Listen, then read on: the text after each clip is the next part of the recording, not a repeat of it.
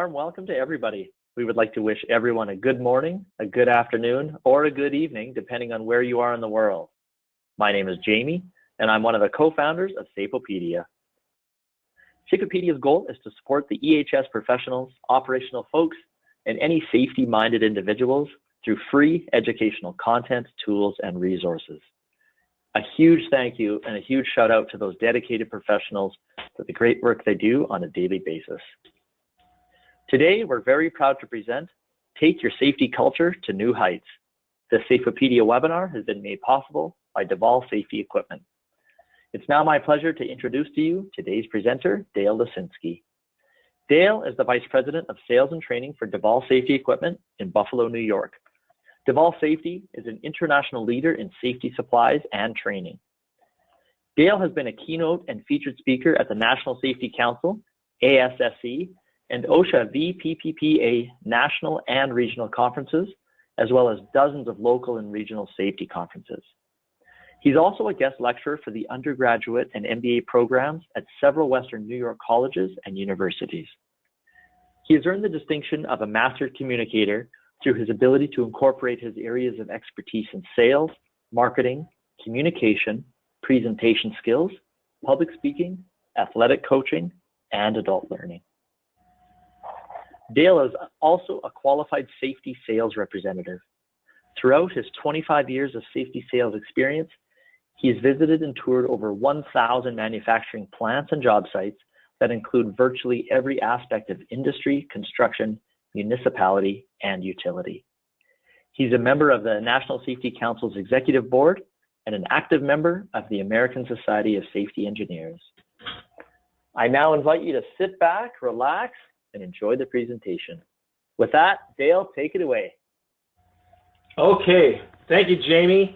And boy, I hope that's the hardest part of this webinar, is having to listen to that intro and that bio. My goodness. So yeah, no pressure.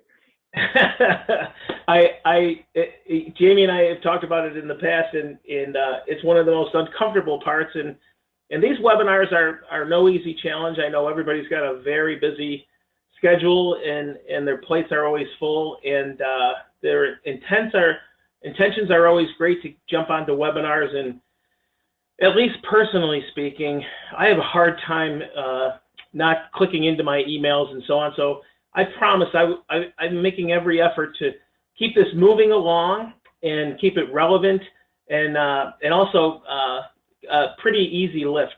So we'll go ahead and get started. Improving your safety culture through effective campaigns. Just a quick message to let you know that this expertise that is coming from you. My background is in safety. It's actually marketing and communications. I just happen to be in the safety business for 26 years.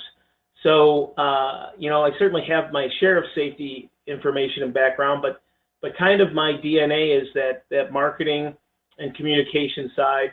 And that's what you're going to see quite a bit of today, because I think there's an opportunity for most safety professionals and most companies to maybe take some of this information that I've uncovered and would like to expose, and that will help you take your culture and your safety program to another level by incorporating some of the information that you sit through in the next half hour or more. So just some backstory here as to who we are and what we're all about. DiVal Safety is the company that I work for. I've been with DiVal for about 26 years. And it's very exciting here at DiVal. We're located and headquartered out of Buffalo, New York. We have locations across the country, do business in all 50 states. But what's really exciting about DiVal is that tomorrow we celebrate our 40th year in business. DiVal has not just survived, but we've really been thriving in the competitive safety market. And the reason we've been able to do that is that we are your complete partner in safety. We're an equipment supplier. We also have a compliance division. And unlike, I think, pretty much any other supply partner, we cover the culture side. You know, safety, we believe, is kind of an art and a science.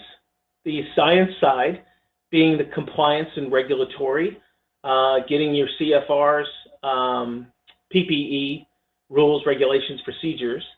So that's kind of your science side, and that's gotten easier over the years in respect to the internet and all the different tools available to us. But the art side is the other part, which is the culture side. That's what we call the thin air side. Those darn human beings. Boy, they make it tough to stay compliant and keep them, they keep hurting themselves and hurting others. And that's where I think we are separating from the pack as far as that end of it goes. We help you with the culture side. DiVal Safety, our USP is really simple. We're devoted to the safety of your employees, and we're committed to the bottom line of our clients. And that is the truth. It is our passion with our team that we are devoted to the safety of your employees. We want to go shoulder to shoulder with you to help them get home to their kitchen tables each night. That is how we do business. And when we talk about being committed to the bottom line of our clients, we understand that to accomplish the former, you need to have an investment, and we're just here to make sure that we help you with that investment. Make it as responsible as possible so it's not too little and certainly not too much. So if you want any more information about DiVal, there's our website, but we're not here to talk about DiVal. We're here to talk about safety culture and raising the game. So it all started with Safe for the Right Reasons. Some of you may have seen this presentation at some of the national or regional conferences across the country. Safe for the Right Reasons I created 10 years ago, and it has evolved beyond my wildest expectations. It now is one of the most popular and effective safety messages out there in the marketplace. And it's evolved from just a one-hour presentation to now the foundation for many companies, the foundation of their culture, which is getting employees to value their own personal safety. And Safe for the Right Reasons also, it gives a forum for employees to watch out for one another and do it in a positive and effective way. So it's not offensive and there's no reason to be offended, that employees can watch out for each other. So it's really positive. So that's how this whole thing started, and that's why I bring it up. In most cases, these campaigns follow or incorporate the Safe for the Right Reasons message. I caution you, or I let you know that don't worry, I'm not selling, I'm just telling, and that's all you'll hear about that. You can use your own message and incorporate the rest of the information that you get now. I just wanted to make sure that you had a solid backstory, so as we move forward, you know where we got and how we got there. Safety, it's a wonderful life. Well, isn't this appropriate? Boy, most of us are familiar with the movie It's a Wonderful Life, and if you're not, then just tune on your TV any night from now until January 1st, and you will find it on your television one way or the other. So it is on every day, and it's a terrific story, a great movie, but there's something about that movie that I had a direct connection with in respect to George Bailey, our lead character.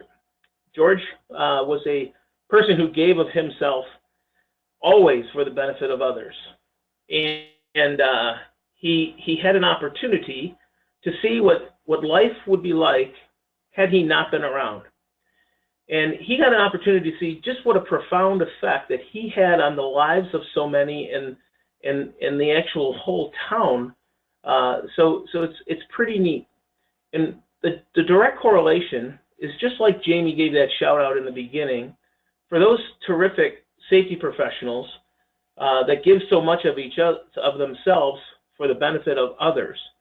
And those safety professionals just don't get enough love or recognition, and that's what I'm here to do today, is to let you know that you really do make a difference.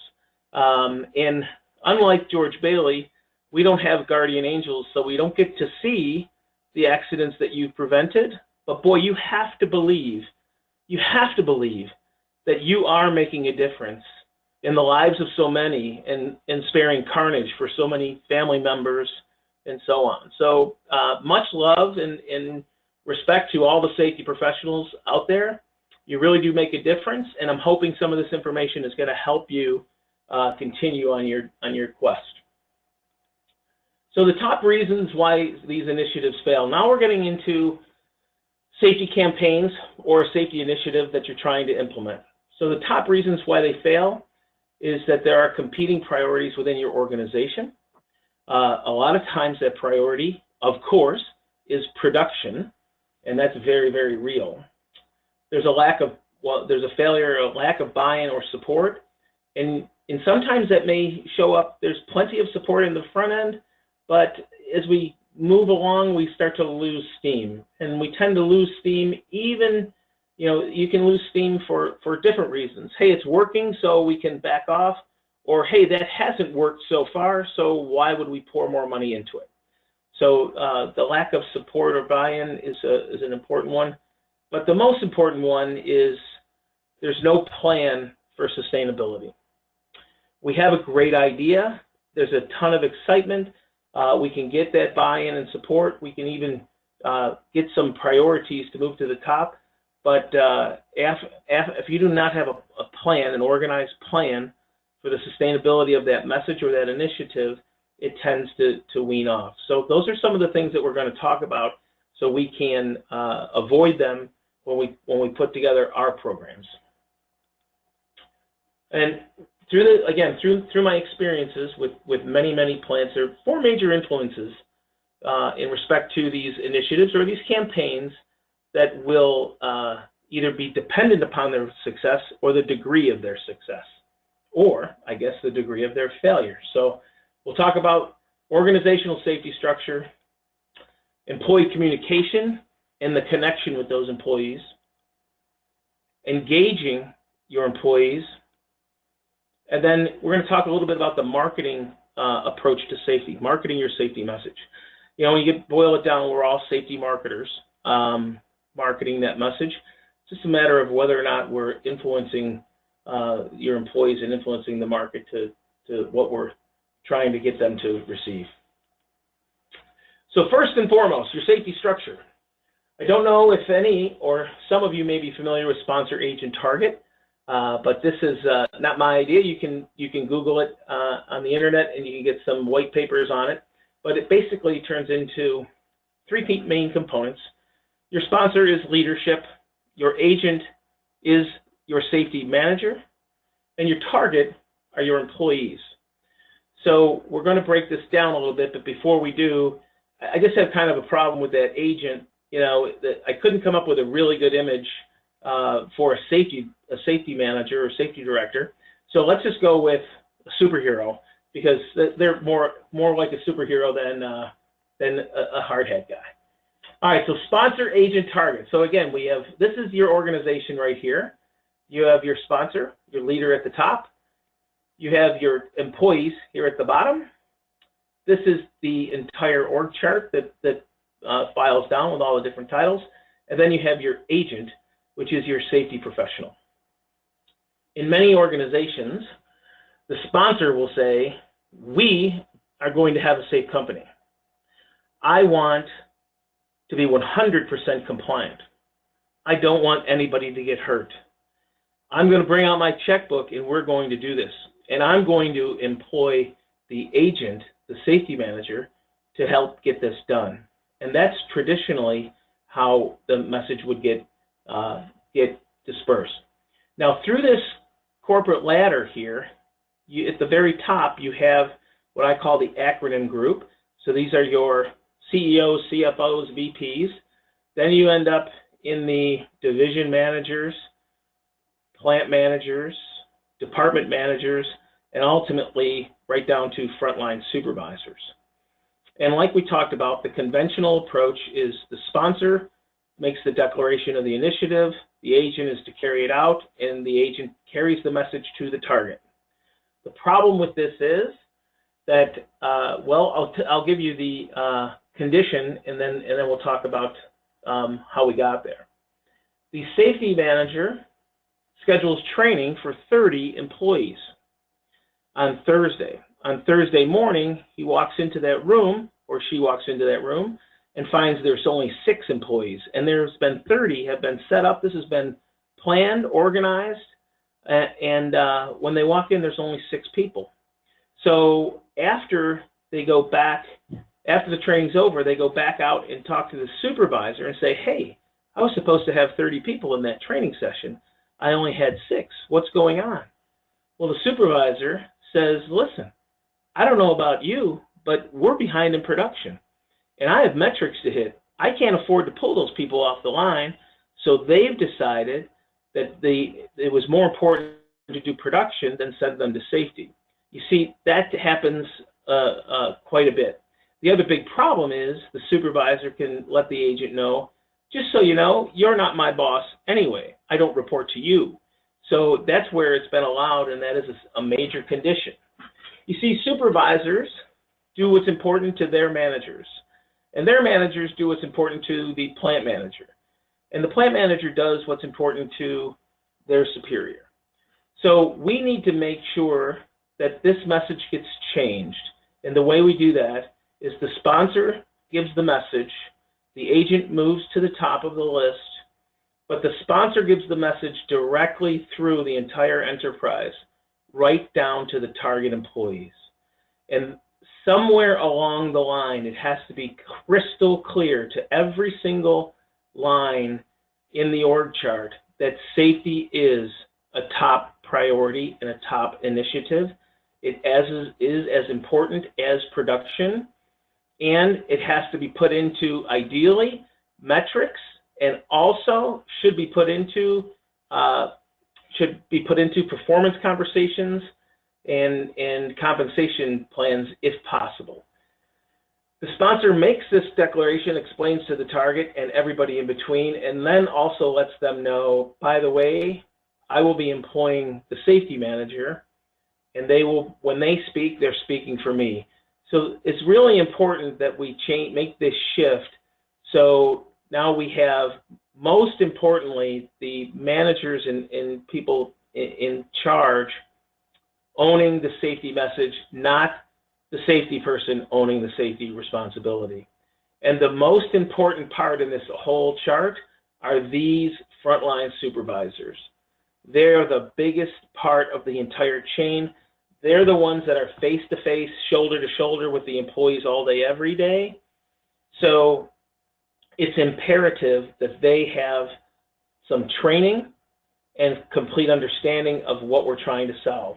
And in most cases, it usually has it means success is a new definition, which is no longer just getting the work done or accomplishing our metrics, but doing it safely and doing it by hitting our safety metrics as well, which means attendance in training sessions and in all different other initiatives. So it's really important that we understand this and begin to make this shift, because this is how we end up with success. One other thing while we're on this slide, a lot of times I'll talk to safety managers or safety professionals, and they're often prideful or boastful that, by the way, I report directly to the CEO. And that can be good, but it also can be not so good. My suggestion very often is that the CEO should absolutely give the message, but maybe they should delegate true ownership to somebody in this acronym group, a vice president perhaps, that has more time accessibility to be involved, because very often CEOs just do not, because of their schedule and their other responsibilities, very often they don't have the time to be in as many meetings or be as engaged as a vice president could be, or someone in that acronym group. Doesn't mean that the CEO doesn't think it's important. It just means it's that important that I'm going to put one of my key executives or key leaders into the program. So just another thing to keep in mind.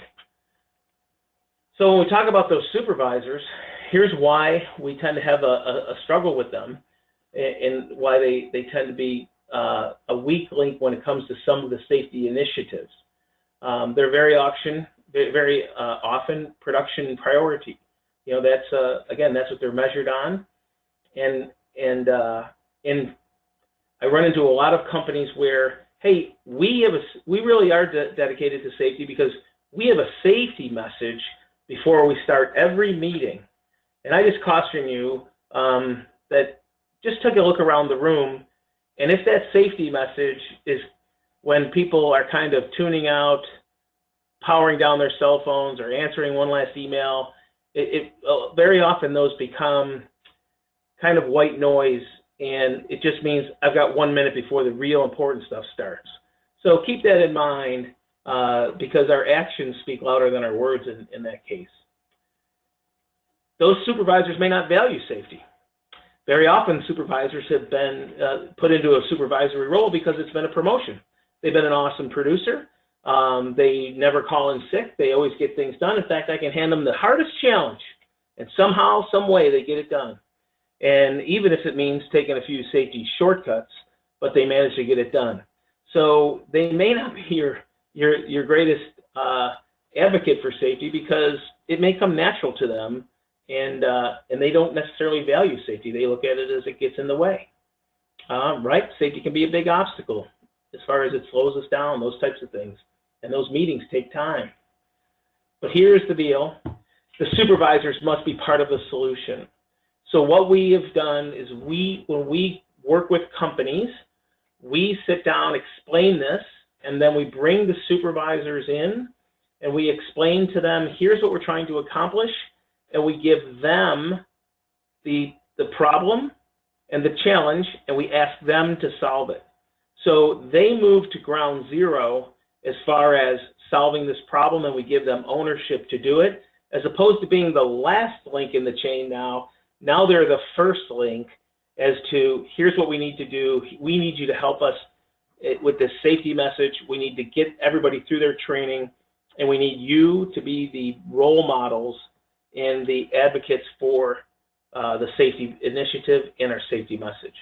And when they will understand then, oh, I really get it now. So before I was kind of, I know safety was important, but really production was most important. But when you put it this way and they understand firsthand, then you have a much better chance for success. In fact, our results have gone through the roof with how much gets accomplished.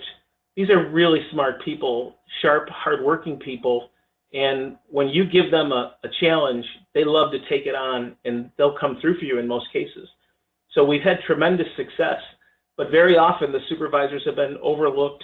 They get very little extra training, no emotional intelligence. They don't know how to lead. In fact, sometimes the only leadership they go off of is being tough or mean or discipline or punishment.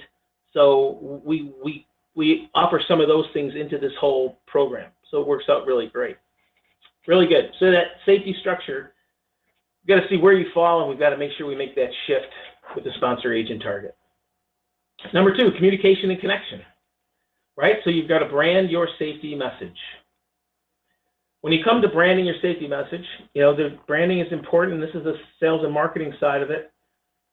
Every day, all of us are faced with somewhere between 7,000 and 10,000 impressions, whether it be commercials, signage, billboards, radio, you name it. So there's a constant competition for people getting their message and trying to get through to us. And we have to take that same approach with our safety message. So we want to make sure that safety message is consistent and out in front. So our campus, we're talking about signage from your front gate right through your back dock. So every inch of your campus, you should be looking to brand that safety message. Should be incorporated into all your safety training. It actually should be put into as much training as possible, not just safety training, but as much training as possible wherever you can brand that safety message. And in our case, it's for the right reasons. We tie off 100% for the right reasons. We lock out and we tag out for the right reasons.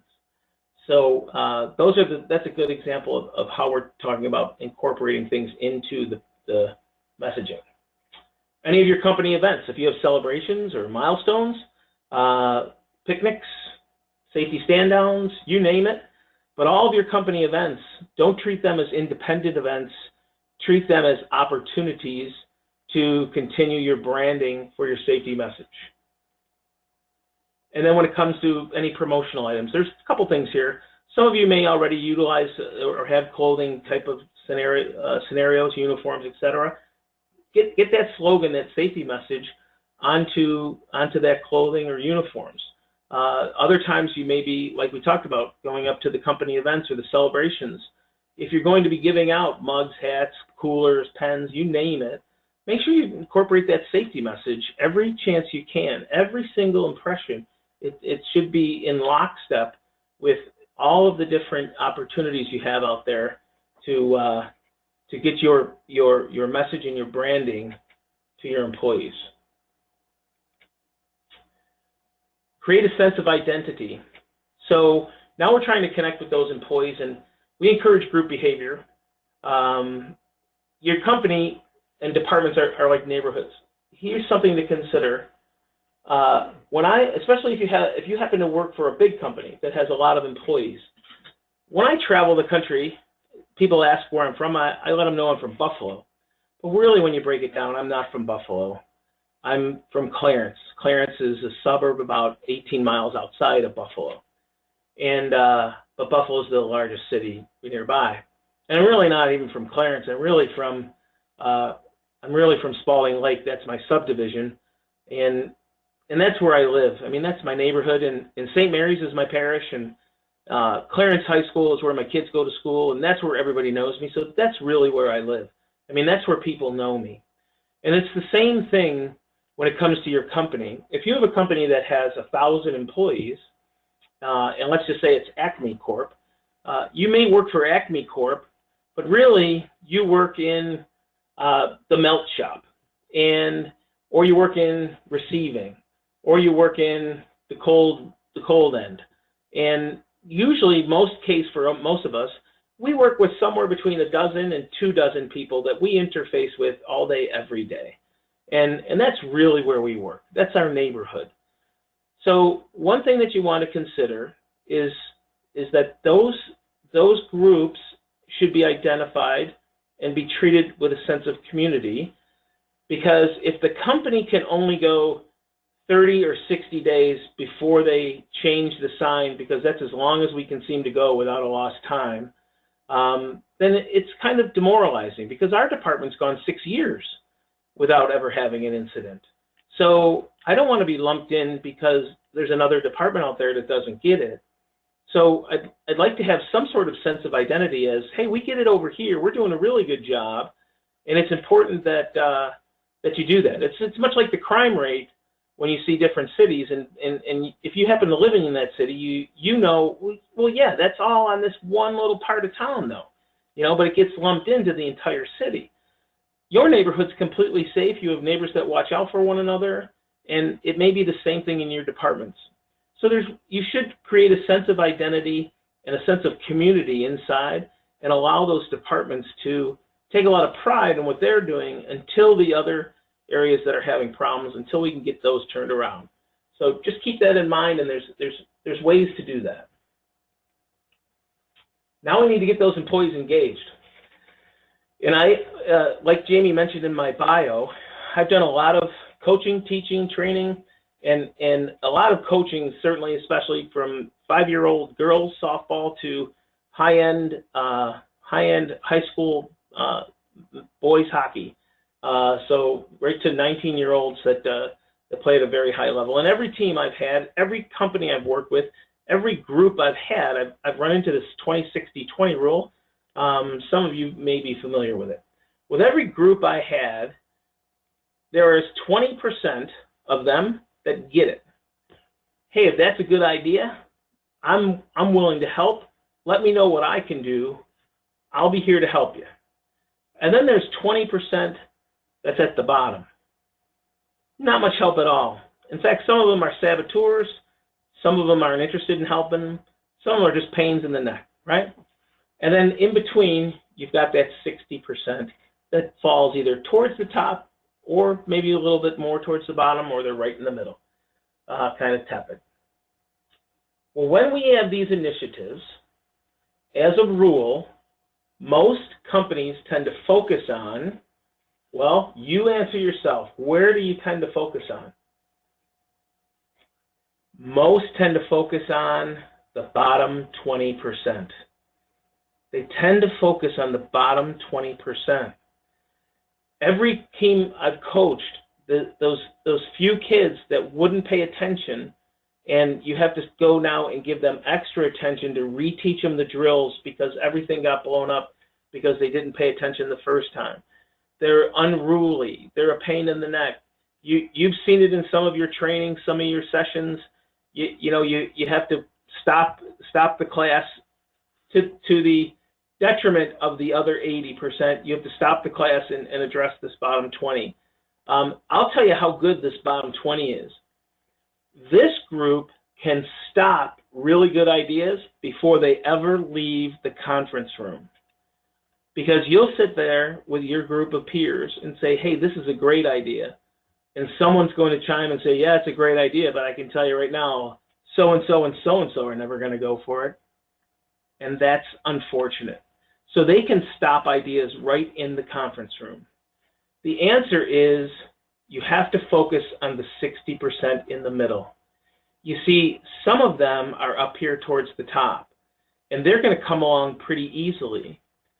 Some of them have to shift off, and we'll keep them away from this bottom 20%, and we'll begin to move up.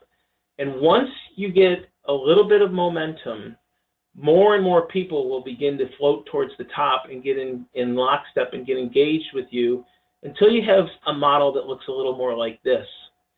70% are going along with the program. 20% still are undecided. And did you notice the bottom 20 has shrunk to 10%? Isn't that something? Here's how that happens. A few of that bottom 20% floated up. Some of this 20% quit. Literally, they go away. So they find that it's no fun to work here anymore because my stuff just doesn't fly anymore. And the reason that is you have to completely ignore that bottom 20%. Ignore them. Let the rest of the group take care of them, and they will. Every team I've coached, every company I've been with, in the locker room, they'll let them know, hey, listen, your antics don't fly here anymore. We got something good going on. You better get on board or just get out of the way. And essentially, it's kind of like standing up to a bully. Once you stand up to them, they're not so tough anymore. So they're either going to stand down. Some of them may float up a little bit. And I promise you, it's amazing. Some of them just leave. They'll go somewhere else because they thrive on being a thorn. And when they find out that they're not irritating anybody anymore and everyone else is online, it's just not that fun anymore. And this 20-60-20 works. You owe it to the rest of your group, and it's just been a miss for many that we focus on that bottom 20 agitators that take up too much of our time. So keep that in mind with your 20-60-20 rule. That's how we get those employees engaged. And now we're getting to number 4, the marketing approach to safety, right? And this approach works. This is a marketing side, kind of fun stuff. So I'm going to give you some slogans, and I want you to think of what the product is that comes along with these slogans. Plop, plop, fizz, fizz. Just do it. 15 minutes will save you 15%. Finger licking good. Now, when it comes to all of those catchphrases, I'm going to guess that 100% of you figured out that the first one was Alka-Seltzer, the next one was Nike, the next one was Geico, and then, of course, Kentucky Fried Chicken, KFC. Well, these companies have all been around for quite a while. They have a repeatable mantra and a positive message and their slogan. You'll find that they have never changed their slogan. They never changed their message. They changed their spokesperson and they changed their messengers, but they never changed their message. And the reason that this is important is that many companies, especially in the safety end, is that they change things all the time. They have plenty of good ideas, but this year we have this speaker, and then we go 3 more years, we never have another presenter come in, and then we have a new slogan on a banner, and then we have, and it's just a different thing each time, and your market, your employees, those target employees, they get it. I've seen this before. It's called the flavor of the day. Well, these companies, they don't change. They may change their spokesperson. You know, for example, who's the spokesperson for Nike? Well, the answer is, depends. Who's the world champion? Who won at Wimbledon? Who's the Super Bowl winning quarterback? They change their spokesperson all the time, but they never change their slogan of just do it. 15 minutes will save you 15%. Geico, who's their spokesperson? Started with a pig. A lot of people don't remember that. But it started with a pig, and then it became caveman. And then it's always been the gecko's been around, and now they're doing all these different, really interesting commercials that don't have the spokesperson present necessarily, but they never change. 15 minutes will change you 15%. And then here's one of my favorites. Finger licking good. Who's the spokesperson? Well, the Colonel. What happened to the Colonel? He died. Their spokesperson died. So what did they do? They went out, and now they have these different celebrities that are dressed up like the Colonel in their commercials, and it's fantastic. So, but they never changed from their finger licking good. So now they have Norm Macdonald and George Hamilton, who's the tan guy who does the extra crispy commercials. It's awesome, very creative. So they're keeping the same message, but they managed to keep it fresh with different approaches, but never change the core message. And again, that's kind of, you know, how it works with our program is it's always safe for the right reasons, and we put it into different vehicles or vessels. It may be a different presenter or different speaker. It might be a victim who was in a 70E explosion or someone who was buried in a trench. But they both carry the same theme of being safe for the right reasons. So that part's really good. All right, so now one of this is the iconic example for marketing and how well it works. McDonald's. How many of you out there know the ingredients to a Big Mac? Now, if you're under 30, this might be tough. But the ingredients to a Big Mac, you know, 2 all-beef patties, special sauce, lettuce, cheese, pickles, onions on a sesame seed bun.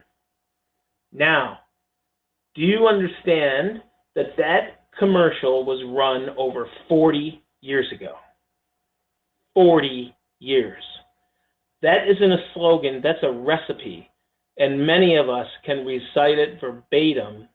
That shows you the power of marketing and marketing the safety message so we can get it into the pores and into the DNA of our employees.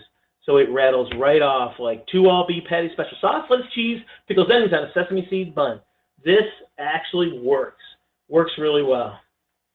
All right, so as we kind of round out, and like I say, this is what we've done. We created Safe for the Right Reasons. We help companies now with this.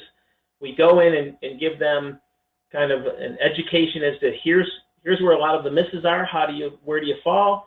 Are you interested in moving forward? How can we help you? And then we help them. We're kind of somewhere between a consultant, a teacher, a personal trainer, a party planner, whatever it might be. But we love to work with you to see if you can maybe take some of this on so you can take your culture to a new level.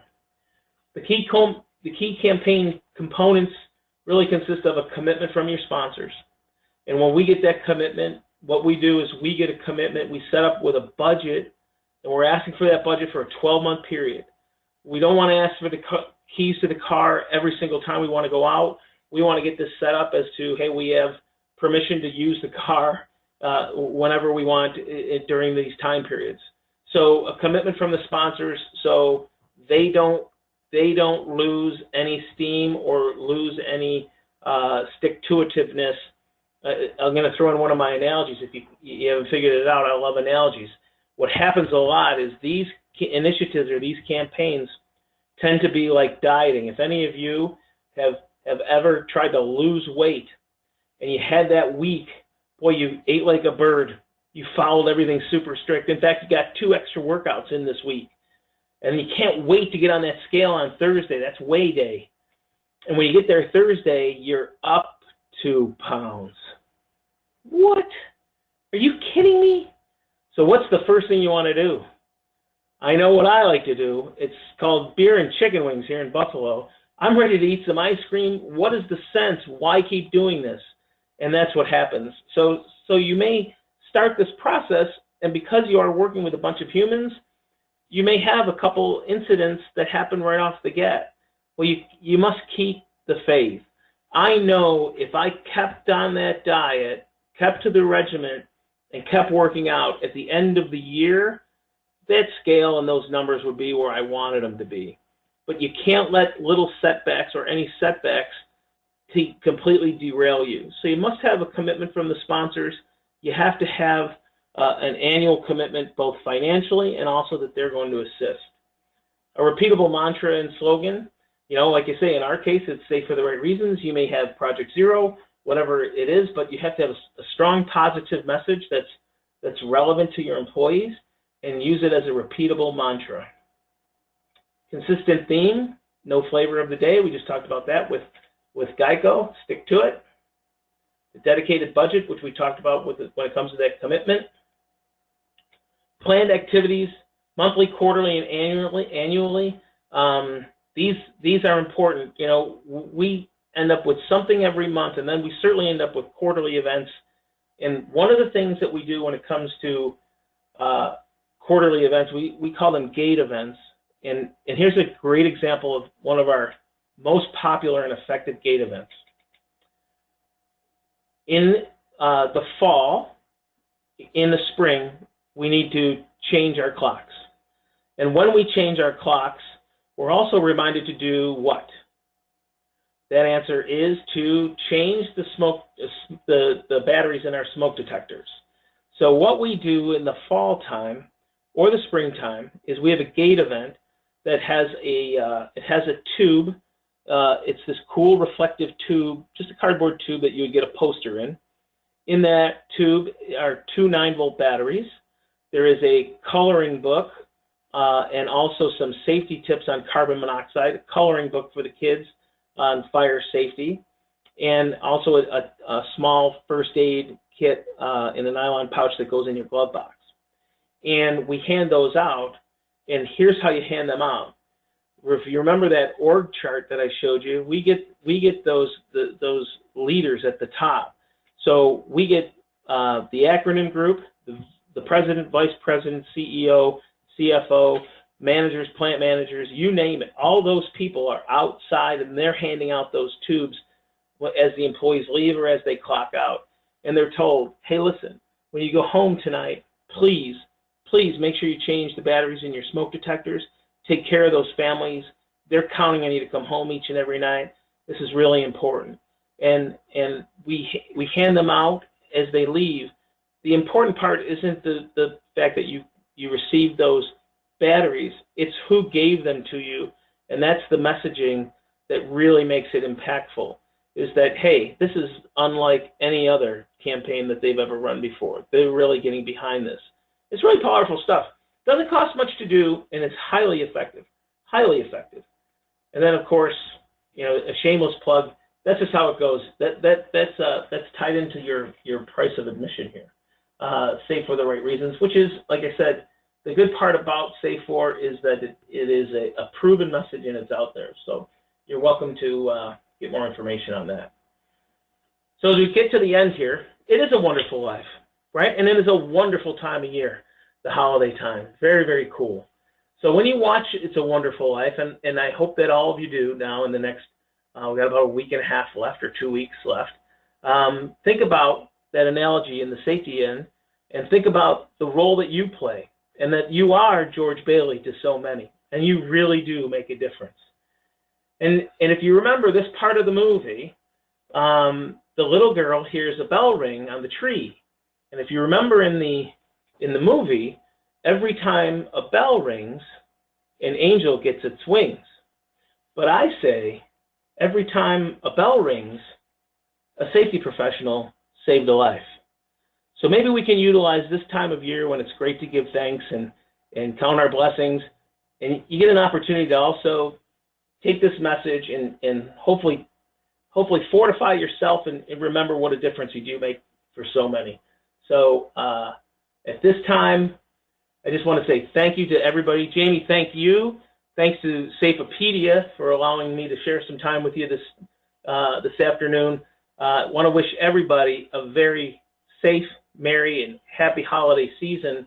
I'm going to stick around for questions and stick around as long as you'd like, but I want to thank you for the opportunity. This was fun to do, and I'm hoping you got some good notes, and you can go ahead and start to put this to work at your locations. Jamie, back to you. Oh man, thank you, Dale, so much. What an insightful presentation. I mean, my favorite part is how you focused on really the human nature of things, not the legislation and standards. So I guess we're all human at the end of the day after all. So just awesome. And as far as questions go, yes, there are a ton of them. I hope we can get to all of them. We have an hour scheduled, so we got about 14 more minutes. So with that being said, let's dive right in. First question, let's see, it's kind of a two-part question. So Ravi, thank you for your question. How did Dale measure success of a safety culture? So assuming that supervisors are participating fully, and how long does it typically take to see some results? Great question, Ravi. And that is a component. Of course, I didn't mention this in the beginning, but what the information you saw today, we created an 8-hour PDS, Professional Development Seminar, for the National Safety Council on this topic. We just gave it at the NSC Annual Congress in Indy in September. So these other, we had such a short amount of time, but that's important. We do actually incorporate metrics, and there is ways to measure. So those metrics we work with you and we create, and they consist of certainly your incident rate. So you're moderating your incident rate, near misses, etc. All those things that you're probably measuring right now. But we also want to measure. These are some typical ones. We want to measure leadership's involvement, supervisors' involvement, employee morale, and there's all different ways. Some of these are a little subjective, but some of them are not necessarily subjective at all. For example, we have ways to measure how supervisors are incorporating this safety message into their day-to-days with their employees right there on the shop floor. And you can measure all those things, and it's important that you do, because you want to find out, much like my analogy with the diet, if it's like counting calories, and you know that if you just keep doing what we're doing the right thing, we know that needle's going to move. And when you incorporate the supervisors and you have them in being the solution, helping you with the solution, it is like jet fuel. You think, cultures take a while to change, but I'm telling you, this type of initiative, it goes really fast when they're leading the charge versus them being the laggards, because conventionally they've been the last ones to know, and that change can come faster. It depends on the company for sure, but the change can come much faster if you incorporate having those supervisors be at the front end and owning the challenge and being in the front end of the solution. Great question. Thanks, Dale. All right, we have two people are actually asking the same question, Jim and Matt, so thank you both. I'll read them both, but it's the same message. So what different things can we do to show corporate that safety is very important, so more of a bottom-up approach? And then any suggestions on how to relay this message to management so they understand the importance of implementing a safety program? Awesome questions. Yeah, those are good questions. Well, there's a few things. I'll take the second part first. So as far as communicating this up the ladder, traditionally, if we have, I'll just put it in our own vernacular, in our own circumstances. Traditionally, when we're involved, it means that the safety manager and others, or the safety committee, have interest in adopting this approach. And then I'll come in and have a meeting with leadership. And I'll explain a lot of the things that we just, and this is usually a 30-minute meeting, because with that group, 30 minutes is all they'll really afford you, and they're kind of a 15 words or less type of audience in most cases. So so there's an opportunity for me to talk to them and explain, here's what we're going to do, here's how we're going to do it. And quite frankly, I don't get a paycheck for them every week, so I can be a little more candid, a little more honest, and a little more straight to the point than very often a safety manager or someone else who gets paid by them every week can do. So it tends to be a little more effective message. I also have the expertise and experience of sharing with them as to what we've done with other places and other clients that may be similar to them. And this has been the most effective way, is to have a messenger come in to explain what we're trying to do here. In respect to the first part of the question, the importance of safety, well, there's a couple things. You know, there certainly is a business case for safety, and it's a relatively easy one to figure out. You can do two things. Google Paul O'Neill Alcoa on YouTube, and there is a short CNN video that explains what the turnaround he had with Alcoa by making safety #1 at Alcoa. And it is a profound message, and leadership can watch it. It's not very long, and they can see exactly the types of profound impacts it can have.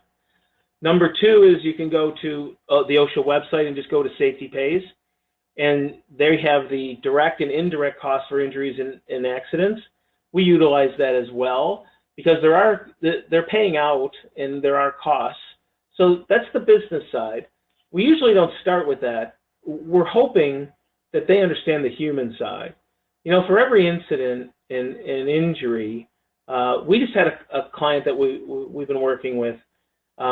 A year, the one we started, they had 478 days of lost time. So 478 days. 1 year into the program, they were down to 40 days. So, you know, 10 times. And what was important wasn't the bottom line. It was that, hey, 470 times, there was someone that either wasn't going home to that kitchen table like we talked about. It impacts, you know, every aspect of your life. It certainly impacts your paycheck at the end of the day and your means to take care of the people that are counting on you to take care of. And when we're addressing this group, we're all in the same demographic of working adult, and we're all busting our tails to take care of our families. It's the only reason we do what we do. It's the only reason I'm on the phone today, busting our tails to take care of our families. So what we want to do is make sure that the human side comes out first and foremost. And again, that appeals directly to the core of Safe for the Right Reasons. And that's, again, part of the 8-hour and part of the whole program. There's other means and tools that we use to get that message to leadership, and not just leadership, but so it's pervasive throughout your entire organization. Good question. Thanks, Dale. All right, Diane has a question here. How do you get the leadership team to help change the supervisor level focus from production as a standalone to production delivered safely? Any tips? Well, the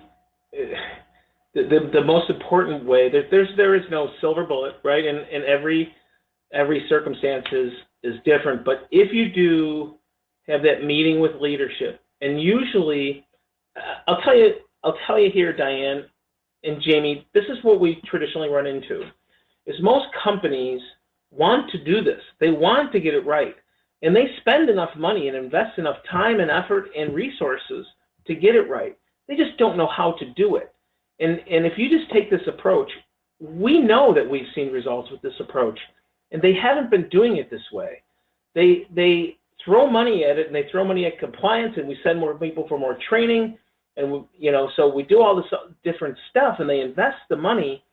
But if they just make a quantum shift to say, hey, listen, we really do mean it, that it's most important that you get home to your kitchen table.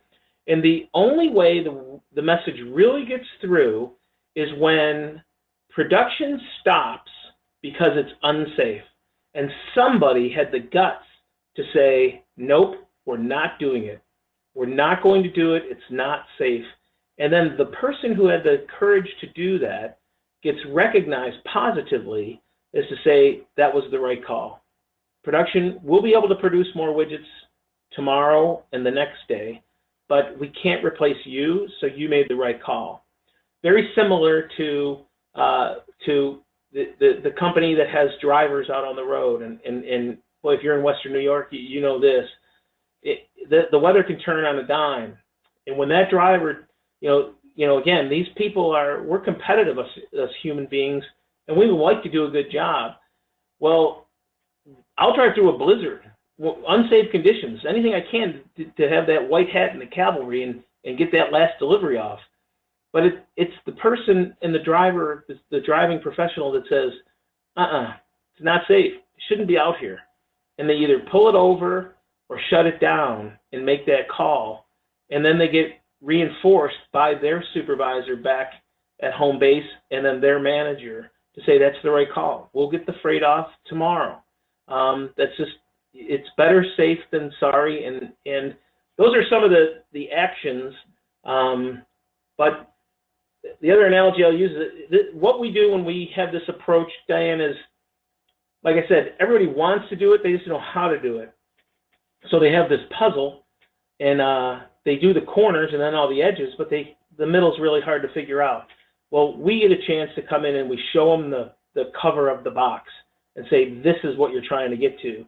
And that makes it, oh, now I understand. It makes it a lot easier to put those puzzle pieces together. So thanks, Diane. I hope that helped. Thanks, Dale. Actually, you may have just answered this, but perhaps you could elaborate. Ryan is asking, you mentioned campaign a few times. Do you or your company assist companies in creating a campaign? If so, what does that typically look like? Yes, we absolutely do. So we can come in and help you with the campaign, and ideally the entire time we're helping you with the campaign, we're teaching, coaching, and enabling you to carry on and sustain the campaign yourself. So in the beginning, again, like I said, we're somewhere between a consultant, a coach, and a party planner and a personal trainer. So we'll help you with all these different components. We can help you with the structure and the planning. We can help you with, well, what is this campaign going to look like? And when you talked about the campus, what are you talking about with all those signs? We can show you exactly what we're talking about. When you're talking about monthly events or quarterly events, what do those look like, Dale? We show you examples, and we can give you the examples. We can essentially build the whole thing for you. Ideally, what we like to do is kind of go about 6 months worth, because after that, once your employees start to see what's going on, they're going to start to contribute with, hey, what do you think about this idea? Or maybe we could do this type of thing and have what if we did a company calendar and our kids did drawings, or whatever it might be, all different ideas that your employees are going to give. And that's when you really are hitting your stride, is that now you've got your framework, you've got this up and running, and you just begin to plug and play. But most importantly, it's organic within your own organization. And that's when you're really killing it, because it's your program now. They own it. And when you own it, you can't help but get greater results. So, but to answer your question, we absolutely come in, we assist you from start to finish, and then we're there at the entire process as much as you need us. Thanks, Dale. Samantha is asking, do you offer those services across the United States, or what is your service area? So follow up. Yes, so DiVal Safety, we have locations all across the country, and we have customers in all 50 states, and that's exactly what we do. We come to you. We can help you with whether it's the campaign or if you're interested in the Safe for message. So we can do it physically on site. With the Safe for messaging, there's professionally produced DVDs that are available. So that helps depending on your logistics, because sometimes some of the companies have multiple sites that are all over. We've got one client that has 60 locations, so being able to personally get there makes it virtually impossible. So they actually purchased a licensing agreement to keep a lot of this information on their intranet, so people can dial in. They have access to it 100% of the time. But to answer your question, yeah, the United States and Canada is where pretty much our footprint is. But I know that a few of us would be interested in going even further, like the Caribbean, as long as it's in January, February, March, like even Buffalo. We'd even go there. So hopefully that helps. Yeah, I'll need to be on those Caribbean ones too, Dale, if you need any Right? help. Yeah, absolutely. I'm north of Buffalo. I'm up in Edmonton, Canada, so anything in the Caribbean is perfect. Yeah, people say I don't know how we do it. I don't know how you do it. Holy moly.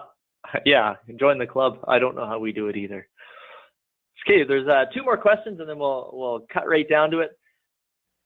With OSHA's, so this is Bobby. Bobby's left, but he asked about the recording as well. So Bobby, yes. Thank you for joining. With OSHA's stance on incentive programs, how does that affect celebrations and milestones for safety items? Do you have any good examples on incentives that would not be frowned upon by OSHA? Great question. Yeah, it really is. And of course, this is a relatively new dynamic as far as how they've changed their position on incentives, or at least made it official. So we're not big on incentives, but because anything that is a direct incentive to or type of reward for doing it safely just doesn't work. So we've just turned to awareness and also things that help on engagement. So, for example, we have awareness programs. We have one group that we work with. They end up having a quarterly food event, and it's essentially a safety celebration. And they design T-shirts. Each department or group designs a different T-shirt with a safety slogan. So they did have an incentive budget on before, but they've changed it now from incentives to just a safety celebration, and they're celebrating and bringing more awareness.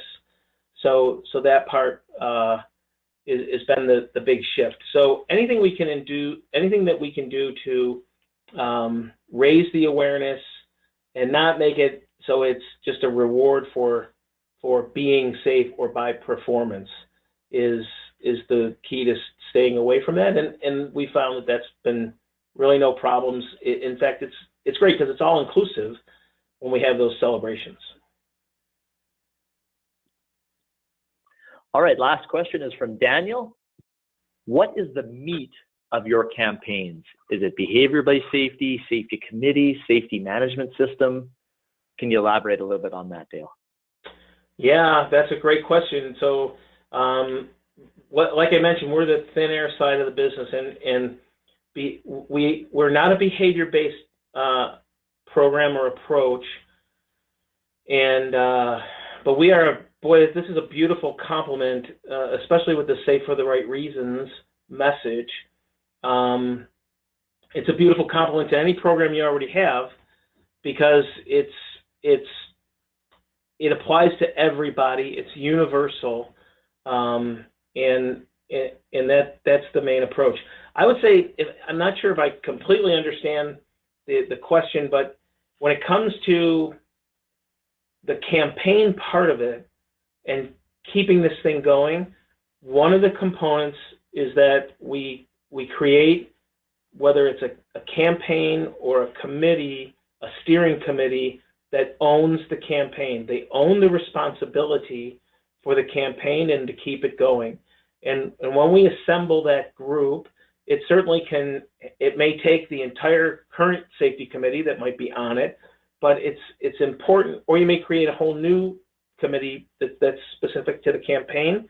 But it's very important that if you go back to that sponsor agent target org chart, that we have as many different leaders as possible in that group. And certainly leaders can be by title. So the acronym group, vice presidents, CEOs, CFOs, etc., plant managers, managers, department managers, right down to the important link to supervisors, but also leaders that are not by title.